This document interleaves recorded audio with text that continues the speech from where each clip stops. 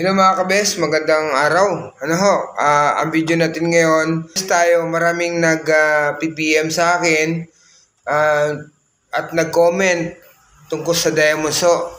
Kaya yung isang kabes natin nagtatanong siya kung ang tanong niya kasi kung saan ba raw nanggagaling ang diamonds, kung dito ba raw sa atin, kung may diamonds ba. Yung raw diamonds, yung ibig niya sabihin, mga kabes? Dahil sa marami na rin nag-comment sa akin, meron pang isang kabes tayo na nagsabi sa akin na mayroon daw siyang diamonds na iba't ibang kulay. Tinanong ko nga po siya kung saan nanggaling yung diamonds na yon. At sabi niya, galing lang daw sa katawan ng tao, galing daw sa langit, no? Na yon yung kwento ng ganon, mga kabes.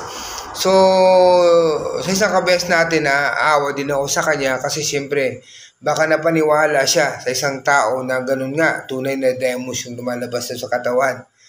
Tapos meron din po na message sa akin, nagpadala pa ng mga pictures pa nga na sabi niya sa akin, mga diamonds daw na hukay nila sa isang bulubundukin. Pinakita niya sa akin, sabi ko sa kanya, hindi po diamonds yan, sir.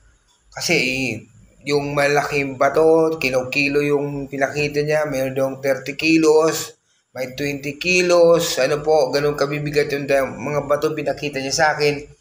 Iba't ibang kulay. Kaya, sabi niya, mga colored stone, mga yun, mga diamonds daw yun. May blue diamonds, pinakita niya sa akin, may white, ganun po. Sabi ko po sa kanya na hindi po mga diamonds yan. Still ayaw pa rin niya maniwala sa akin, mga kabes. Kaya, tapos mayroon din may nag-PM din sa akin, nagpadala din ng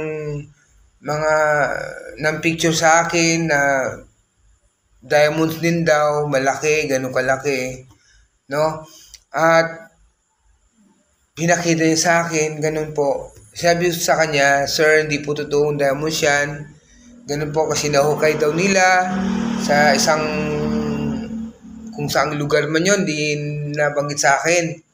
Kaya nagka-interest ako, mga kabes, sagutin ko ang tanong ni sir, kung dito ba raw sa atin, sa Pilipinas, kung may mga diamonds ba? O yung mga raw diamonds po, yung mga uncut, ibig sabihin, mga kabest friend. Kaya, ayun po, sasagutin ko na po, mga kabes, yung kanyang tanong. Ganito po yan. Ang mga diamonds nanggagaling yan sa mga malalaking bulkan. Billions of years po. Tapos, lalabas yan mula sa bulkan from the napakalalim, no? Napakalalim ng ating mundo, yung bulkan na yon, malalaking bulkan. At pag sumabog yung bulkan, lalabas po kasama yung mga magma po, kasama na po yung mga diamonds, no? Diamonds na nanggagaling sa ilalim ng bulkan. Pero po, hindi po lahat ng bulkan ay mayroong diamonds. Kasi dito sa Pilipinas, may mga bulkan din tayo dito. Marami tayong bulkan dito. Pero maliliit lang ang bulkan natin dito. So, ang mga bulkan, kaya nga napapansin nyo ba, wala tayong minahan ng mga diamonds dito. Kasi wala tayong mga bulkan na malalaki na po pwedeng maglabas ng diamonds. Mga kabes? Mga uncut diamonds yung tinutukoy ko, hindi po yung nakapolish na lumabas dun sa bulkan na nakahugis na siya, na malinis na, makinang na siya, hindi po ganon. Uncut po, mga raw diamonds po yan, na kung titinan mo, hindi ka sanay sa diamond, hindi ka sanay sa mga, makikita mo yung mga raw diamonds na yan, hindi mo akalain na ganon siya. Ayan po, tulad yan. Ayan po, isa yan sa mga sample, pinakita ko sa inyo na isa sa mga uncut o yung mga raw diamonds po yan, mga kabes. So, hindi pa polished yun, no? Tapos, yung mga bansa na may mga minahan, mga diamonds, minahan ng mga diamonds, no?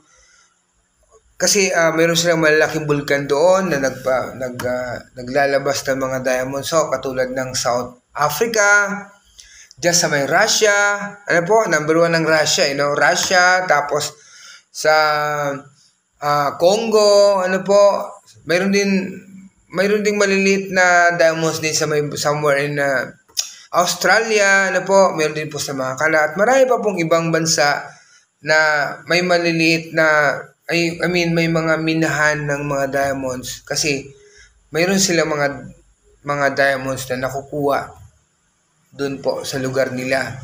Kasi po, dito sa atin, wala po talaga. Kaya kung may magsabi sa inyo, mga kabes, may lumapit sa inyo na sinabing may nahukay, no? May nahukay ng mga uncut diamonds, malalaki, kilo-kilo, wala pong ganon. Sabi nga walang ganyan. So pag may lumapit sa inyo na may sinabi na ganon, may diamonds, ganyan, may nahukay silang diamonds. Lalo ng mga scammer ngayon na nanghihingi ng pera, kailangan daw ng budget para sa transportation ng isang precious stones o yung mga diamonds, no? Kailangan ng budget, no? Halimbawa, nag-iwan sa inyo ng something na, diamonds, sinasabing diamonds. Huwag kayong maniwala agad, mga kabes. Dahil unang-una in the first place, walang diamond dito sa Pilipinas, mga kabes friend. Walang raw diamonds, mga kabes. Kaya yun po, nasagot ko. Sana po, nasagot ko yung katanungan mo, sir. Shout out sa iyo dyan. Kahit hindi man kayo nagpakilala sa akin, no? Yun po yung sagot ko sa inyo na wala pong diamonds o raw diamonds dito sa Pilipinas. Ayan po. Hanggang dito lang po muna tayo, mga ka-best friend. Mag-comment lang po kayo sa mga gustong may mga katanungan. Sasagutin po natin dito.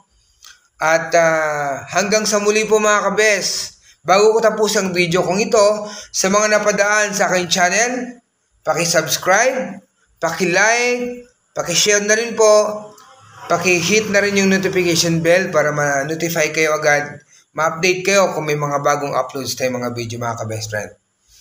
Kaya hanggang dito lang muna tayo, mga ka-best. Bye-bye, mga ka-best friend.